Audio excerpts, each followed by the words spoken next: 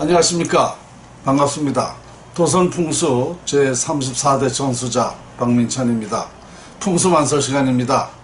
이 풍수만설 시간에는 그동안에 인류에서 한 번도 들어보지 못한 얘기를 드리는 시간입니다. 그러니까 인류가 발생된 이후에 아무도 말하지 않았던, 알지 못했던 사항을 제가 말씀을 드린다는 것인데요. 저는 풍수연구가로서 이 자연의 이치를 연구해 보니까 정말 그 누구도 아무도 말하지 않았던 그런 사실을 밝혀냈습니다. 그 속에는 우리가 상상할 수 없는, 정말, 그리고 너무 놀라울 정도로 우리가 모르고 살았구나, 또 모든 삶이 다 풍수와 그 자연 이치에 있었다라는 것을 말씀드리게 되니까 아마 천하에 없는 말씀을 이 풍수만설 시간에 들을 수 있다라고 제가 여러 번 말씀을 드렸습니다. 그런데 오늘 주제는 세인부지 정변박입니다. 세인부지 정변박. 아마 여러분들이 생소하실 것입니다. 이 세인부지 정변박이라는 것은 여러분 지금까지 아마 누구를 찾고 계십니까? 도교에서는 옥황상제를 찾고 있습니다. 불교에서는 미륵 부처를 찾고 있습니다. 미륵 부처. 과거에 미륵은 나왔죠. 3000년 전에. 과거에 그 부처는 3000년 전에 나왔습니다. 미래의 그런 과거 같은 부처님이 또 나오기를 바라는 것이 미륵 부처를 바라고 있고, 또 기독교에서는 누구를 바라고 있습니까? 재림 예수. 재림 예수가 나타나면 우리가 인류가 평화롭게 살 수 있는 방법론을 알 수 있다. 그래서 각 세 분야의 그 종교에서는 이와 같이 이런 사람을 찾고 있는데, 각 종교에서 주장하는 바가 있는데 결국은 그게 누구냐면 정도령이라는 사람입니다. 정도령 사람이 그놈을 찾고 있는 것입니다. 결국은. 그런데 그 정도령이 500년 전에 그 예언에는 박씨로 변했다라고 이렇게 되어 있다는 것입니다. 그러면 그 박씨가 누구인가 지금부터 한번 알아보겠습니다. 결론적으로 그 박씨는 저 박민찬이를 지목한 것 같습니다. 그 이치를 하나하나 따져서 보고, 또 여러분들에게 과거에 그 역사적인 있었던 일을 오늘 이 시간에 왜 박민찬이가 정도령이 되는가에 대해서 설명을 드리고자 하는 것입니다. 자, 그러니까 이 세인부지 정변박이라는 것은 정도령이 박씨로 변한 줄을 세상 사람이 알지 못한다라고 500년 전에 예언이 되어 있는데요. 지금부터 하나하나 따져보겠습니다. 석가모니 부처님은 3000년 전에 뭐라고 그랬냐면 천상천하유화 독존이라고 그랬죠. 세상에는 내가 최고고 각 분야에는 최고가 있고 모든 것에는 최고가 있다라고. 그 모든 것의 최고가 바로 풍수지리학이었다는 것입니다. 왜냐? 이 풍수지리학 속에 인류를 평화롭게 할 수 있고, 인류 모든 사람이 똑같이 자연을 활용해서 행복할 수가 있고, 인류의 모든 사람이 자연을 현재 활용하고 있고, 그러니까 이 자연 속에 행복이 있었는데 이걸 알지 못한 것을 박민찬이가 풍수, 자연 이치에서 이걸 밝혔기 때문에 결론은 부처님의 천상천하 유화 독전이었다. 부처님의 예언을 풀었다. 이렇게 말씀드릴 수가 있기 때문에 석가모니 부처님의 예언을 풀었다. 그 다음에 2600년 전에 공자는 뭐라고 그랬느냐? 수신제가 치국 평천하라고 그랬죠.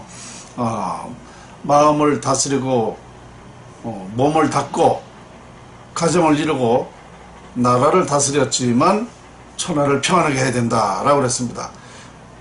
나라까지는 다 각자 다스리고 있지만 세계 평화를 이루지 못했습니다. 평천화는 못했습니다. 그런데 이 평천화가 될 수 있는 방법론이 자연이치에서 밝혀졌다는 것입니다.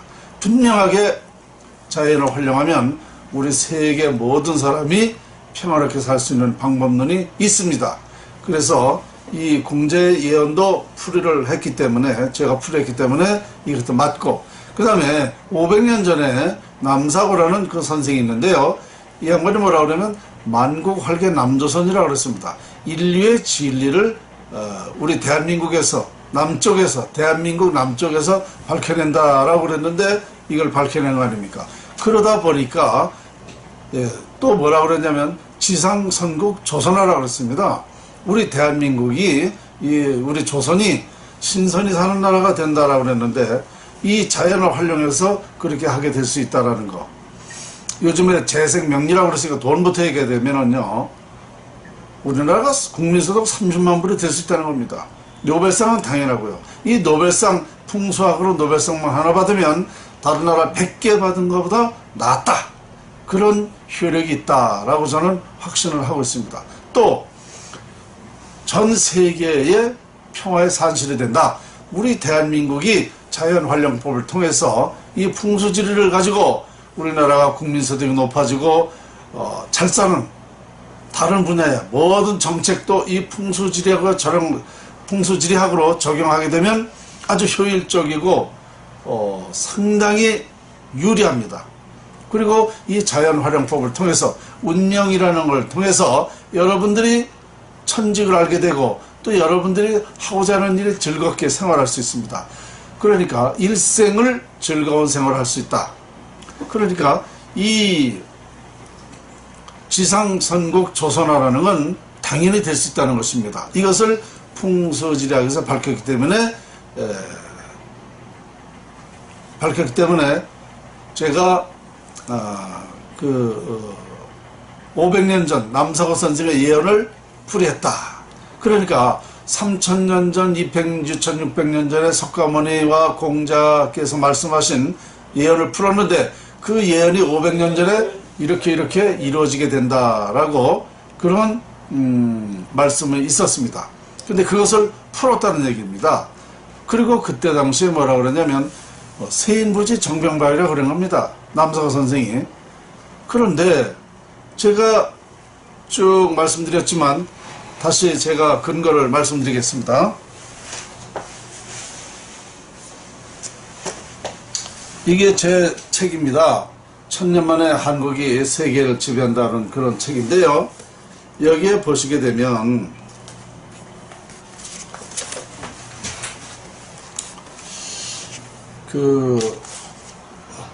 우리 서원년들의 저게 나옵니다. 명호가 도성대사로부터 나온선사부학대사 여기 쭉 나옵니다. 네, 잘 보이실지 모르겠어요. 제가 가까이 한번 이쪽에요. 네. 여기에 보시면 조선 중기의 남사고 선생이 있습니다. 그리고 남사고 선생이 제 풍수지리 직계 스승이시라는 얘기죠. 500년 전에. 그런데 직계 스승이 이런 예언을 한 건데 제가 다 풀어낸 것입니다. 그러니까 이 말도 맞고요. 이렇게 보니까 참 저는요 이 풍수지리를 하면서 이런 예언은 알지 못했습니다. 경합유록이라는 거 몰랐어요. 그 풀이도 할 줄도 몰랐고. 그런데 이 풀이하는 전문가들이 제 강의를 듣고 제 인터넷을 보고 바로 이것을 예언한 것이다. 그러면서 세인부지 정병박이 박민찬 선생님이십니다. 이렇게 사실대로 얘기를 하고 있습니다. 그 다음에 또 한번 그 의미를 한번 또 보겠습니다. 우리가 이제 춘향전이라는 것이 있죠. 우리 역사죠. 이게 실화인데 그 춘향전에는 이게 무슨 의미가 있느냐면요. 그때 당시에 이제 양반 쌍놈의 시대 아닙니까? 그런데 그거는 뭐로 의미했느냐면 지금에 와서 보면 신분이 상승이 된다. 무슨 얘기냐? 신분이 평등한 세상이 된다라고 이제 실화지만 그때 전설이 그때 실화가 지금에 와서는 똑같이 신분이 상승돼서 요즘에 양반 쌍놈 하는 사람은 없습니다.